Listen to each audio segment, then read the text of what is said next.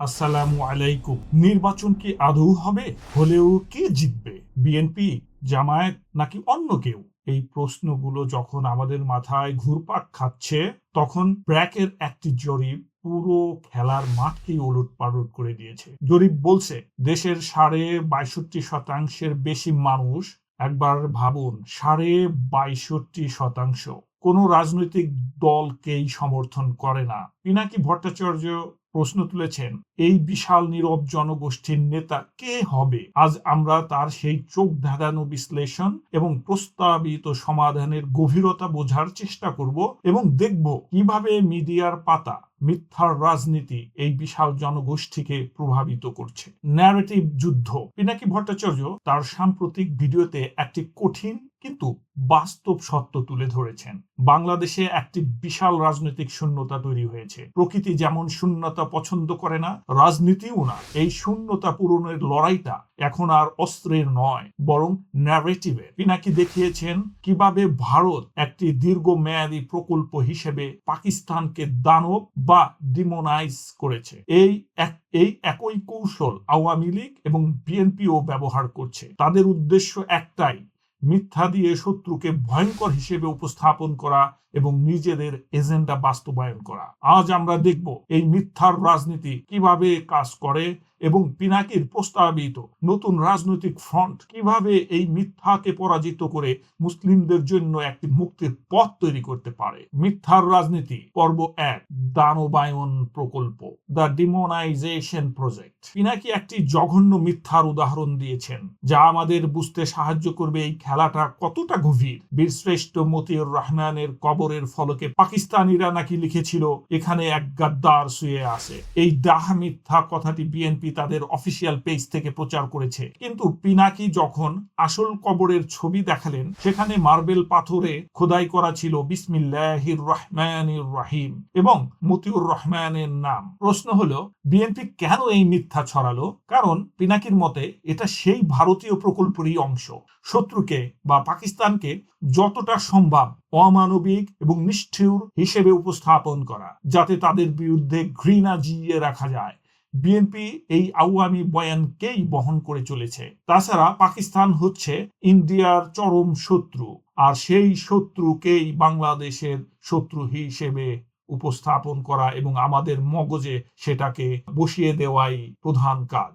এই একটি উদাহরণই যথেষ্ট প্রমাণ করার জন্য যে আমাদের প্রতিষ্ঠিত রাজনৈতিক দলগুলো সত্যের চেয়ে ন্যারেটিভকেই বেশি গুরুত্ব দেয়, আর এ কারণেই 62.5% মানুষ তাদের উপর থেকে আস্থা হারিয়েছে। বিএনপির আত্মঘাতী কৌশল, কেন তারা ব্যর্থ? Why they fail? এই নতুন ফ্রন্টের প্রয়োজনীয়তা বোঝার আগে আমাদের জানতে হবে বিএনপি কেন এই 62.5% মানুষের আস্থা অর্জন করতে পারছে না। পিনাকি এর মূল দুটি কারণ চিহ্নিত করেছেন। প্রথমত, আওয়ামী লীগের ভোট টানার লোভ।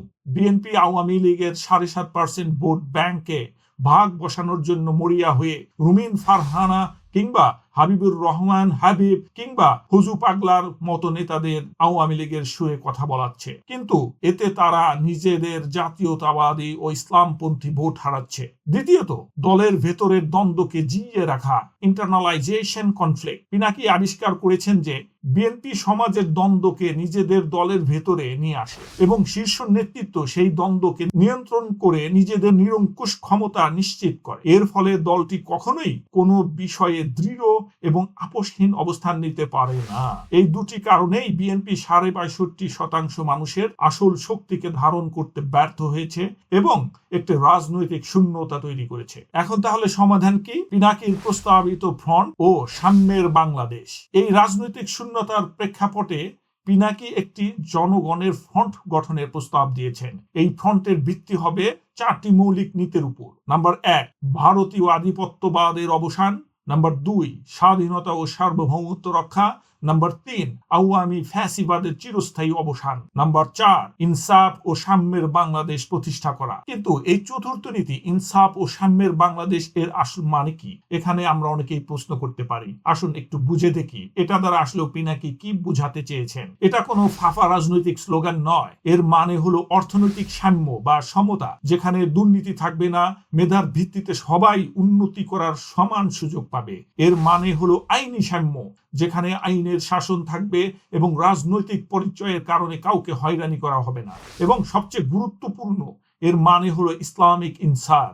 এটি পশ্চিমা সেকুলারিজম বা সমাজতন্ত্র নয়, এটি ইসলামের আদল এবং ইনসাফ এর নীতির উপর ভিত্তি করে একটি সমাজ ব্যবস্থা যেখানে প্রত্যেক নাগরিক তার প্রাপ্য অধিকার ও সম্মান পাবে। এই সুস্পষ্ট ধারণাটি সেই ৬২ নীরব জনগোষ্ঠীর আকাঙ্ক্ষার প্রতিচ্ছবি। এই ফ্রন্ট সফল হবে কারণ এটি কোনো দলের নয়, বরং জনগণের কণ্ঠস্বর হয়ে উঠবে এবং মাহমুদুর রহমানের মতো একজন অনিচ্ছুক নেতা এর নেতৃত্বে সকল ইসলামপন্থী এবং দেশপ্রেমিক শক্তিকে ঐক্যবদ্ধ করবে। মুসলিমদের জন্য এই ফ্রন্টের গুরুত্ব একটি মধ্যবর্তী পদক্ষেপ। এখন প্রশ্ন হলো, একজন মুসলিম হিসেবে যার চূড়ান্ত লক্ষ্য একটি ইসলামিক রাষ্ট্র ব্যবস্থা, তার কেন এই ফ্রন্টকে সমর্থন করা উচিত? এর উত্তর হলো, এটি একটি অত্যন্ত কার্যকর মধ্যবর্তী পদক্ষেপ, a highly effective interim step. আমাদের বুঝতে হবে, আমরা যদি আজ সরাসরি ইসলামী আইন প্রতিষ্ঠার কথা বলি, তাহলে সেকুলার এবং ভারতীয় লবিগুলো আমাদের জঙ্গি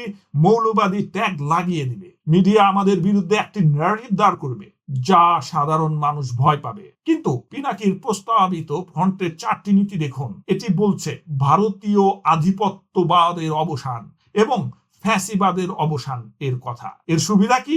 আসুন একে একে দেখি। এই নীতিগুলোর সাথে দেশের সাধারণ মানুষ, এমনকি বিএনপি জামায়াতের দেশপ্রেমিক অংশ একমত হতে বাধ্য। এই ফ্রন্ট সফলভাবে রাষ্ট্র ক্ষমতায় গিয়ে প্রথমে দেশকে ভারতীয় প্রভাব মুক্ত করবে এবং ইসলাম বিরোধী সেকুলার শক্তিগুলোকে দুর্বল করে দিবে। একটি সার্বভৌম এবং আধিপত্য মুক্ত দেশেই কেবল পরবর্তী ধাপে ইসলামী আইন প্রতিষ্ঠার আলোচনা শুরু করা সম্ভব।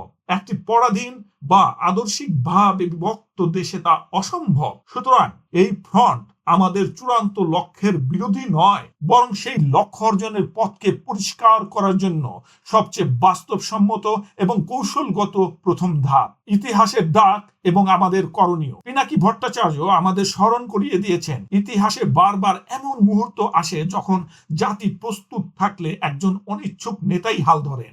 বাংলাদেশের রাজনীতিও আজ তেমনই এক সন্ধিক্ষণে দাঁড়িয়ে আছে। মিথ্যার রাজনীতি এবং দানবায়ন প্রকল্পের মাধ্যমে ভারত এবং তাদের এদেশীয় দোসররা আমাদের বিভক্ত এবং দুর্বল করে রাখতে চায়। পিনাকি যেমন বলেছেন, মিথ্যার সবচেয়ে বড় সীমাবদ্ধতা হইল সেটা ইতিহাসের বোঝা বইতে পারে না, এক সময় ভেঙে পড়ে। আমাদের কাজ হলো সেই মিথ্যাকে ভাঙা, সেই ৬২% নীরব মানুষকে এক পতাকার নিচে ঐক্যবদ্ধ করা।